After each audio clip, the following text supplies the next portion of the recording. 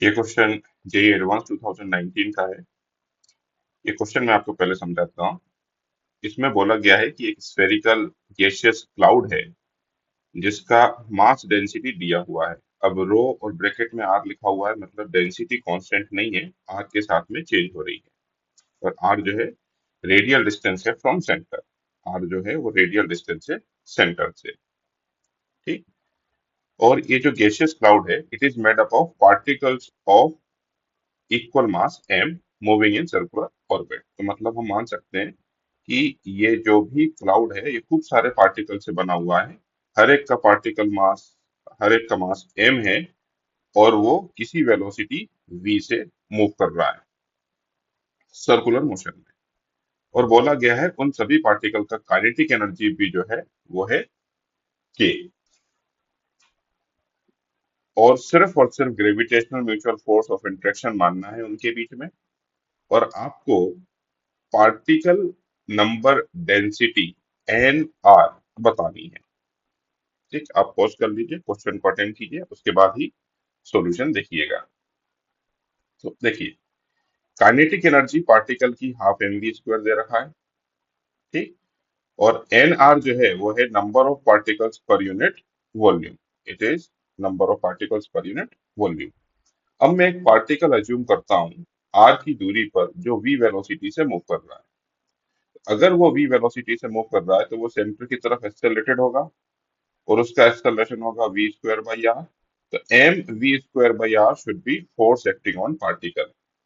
तो ये जो पार्टिकल है इस पर सेंटर की तरफ M V square by R force act कर रहा है। और वो जो भी फोर्स होगा शेल मॉडल के हिसाब से इसके अंदर जितना भी मास है उस मास की वजह से ही होगा, क्योंकि बाहर वाले जो पार्टिकल्स हैं वो जो शेल बना रहे हैं, उस शेल के अंदर ये पार्टिकल आ गया तो बाहर वाले शेल तो इस पर फोर्स लगाएंगे नहीं। राइट। तो मुझे बस यहाँ पर इतना कितना मास है वो पता करना है। तो अब देखिए वो मास कैसे पता करना है। तो फोर्स में लिख रहा हूँ, यहाँ का पूरा जो जो भी मास है वो मैं सेंटर पर मान सकता हूँ। अब वो मास कितना है देखिए, पहले लिखा मैंने जी, ये मास लिखा m1, फिर ये दूसरा मास लिखा m2, मतलब ये वाला मास। और इनके बीच की दूरी r रहेगी तो वो मैंने r स्क्वायर लिख दिया यहाँ पे। ठीक है, फिर से जी m1 m2 by r square. अब ये मास कैसे लिखा है वो देखिए।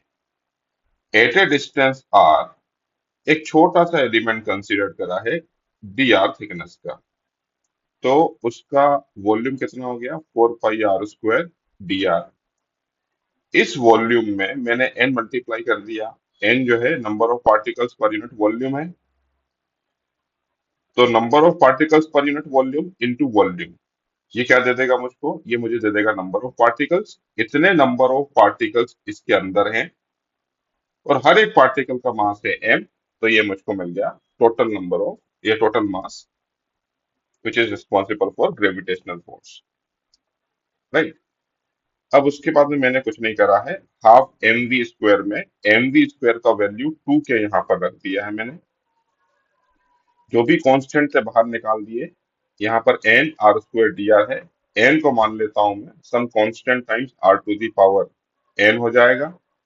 और फिर मैंने इसको इंटीग्रेट करा।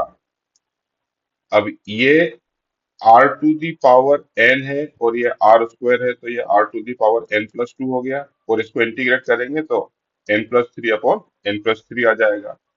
अब आर के पावर कंपेयर कर लीजिए आप, तो एन प्लस थ्री जो है वो वन के बराबर है। एन प्लस थ्री वन के बराबर, तो एन प्लस थ्री जो है वो वन के बराबर है। तो एन का वैल्यू कितना हो गया, एन का वैल्यू हो गया -2। तो यहां से मेरे को सी का वैल्यू पता चल जाता है, ये रहा सी।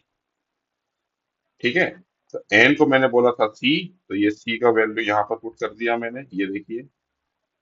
और R to the power N, N का वैल्यू हो जाता है -2, मतलब आर टू द पावर -2 मतलब 1/r², तो ये 1/r² आ गया। तो ऑप्शन ये है k upon 2 pi g m² r²। और अगर मैं इसको कंपेयर करूं तो k upon 2 pi g m² r², option B is correct. तो इसका आंसर जो है वो हम बी मान लेते हैं।